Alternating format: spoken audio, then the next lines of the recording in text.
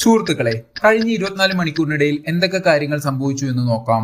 മുസ്ലിം യുവതികൾക്ക് ഒരു പുതിയ വാർത്ത. ഇത് കേരളത്തിലല്ല, തെലങ്കാനയിലാണ് സംഭവം. ഇനി മുതൽ വിവാഹമോചനത്തിന് ഭർത്താവിന്റെ സമ്മതം ആവശ്യമില്ല. ഇനി മുതൽ മതസംഘടനകൾക്ക് ഉപദേശക പങ്ക് മാത്രമേ നിർവഹിക്കാൻ പറ്റൂ. ഇനി മുതൽ സ്ത്രീകളുടെ സ്വാതന്ത്ര്യം അവരുടെ അവകാശം തന്നെയാണ്. തെലങ്കാനയിൽ നിന്ന് മറ്റൊരു രസകരമായ വാർത്ത നോക്കാം.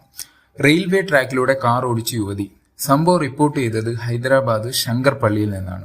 റെയിൽവേ ജീവനക്കാരൻ സ്റ്റോപ്പ് ചെയ്യാൻ യുവതിയോട് പറഞ്ഞെങ്കിലും യുവതി കാർ നിർത്താതെ പോയി. റെയിൽവേ ഗതാഗതം പൂർണ്ണമായും തടസ്സപ്പെട്ടു. യുവതിയുടെ പേരുവിവരങ്ങൾ റെയിൽവേ പോലീസ് ഇതുവരെ പുറത്തുവിട്ടിട്ടില്ല.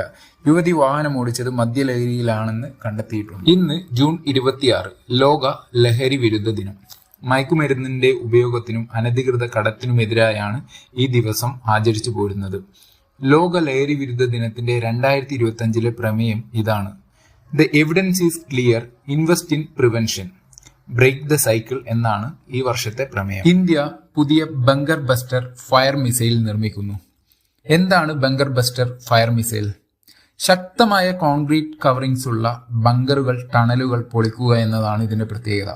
ഇറാനിലെ ആണവ കേന്ദ്രങ്ങളിൽ US ഈ മിസൈലാണ് ഉപയോഗിച്ചത്. ഇത് ഇപ്പോൾ ഇന്ത്യയുടെ പക്കലില്ല. ഇത് കൈവശമുള്ള ഏക ലോകരാജ്യം അമേരിക്ക മാത്രമാണ്. ഇനി മുതൽ ചൈനക്കാരെ മാത്രം പേടിച്ചാൽ പോരാ, ചൈനീസ് കൊതുകുകളെയും നമ്മൾ പേടിക്കണം. കൊതുകിന്റെ വലിപ്പമുള്ള മൈക്രോ ഡ്രോൺ വികസിപ്പിച്ച് ചൈന.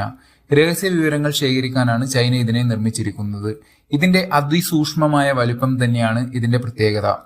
ഭാവിയിലെ യുദ്ധമേഖല പ്രത്യേക ദൗത്യങ്ങൾക്കും ഏറ്റവും അനുയോജ്യമായാണ് ചൈന ഇതിനെ നിർമ്മിച്ചിരിക്കുന്നത്. ഏകദേശം 2 സെന്റിമീറ്റർ നീളവും 3 സെന്റിമീറ്റർ ചിറകു വലിപ്പവും 0.2 ഗ്രാം താഴെയുമാണ് ഇതിന്റെ weight. Kerala latest weather updates. സംസ്ഥാനത്ത് ശക്തമായ മഴ തുടരുന്നു. 3 ജില്ലകളിൽ red alert. Follow for daily updates.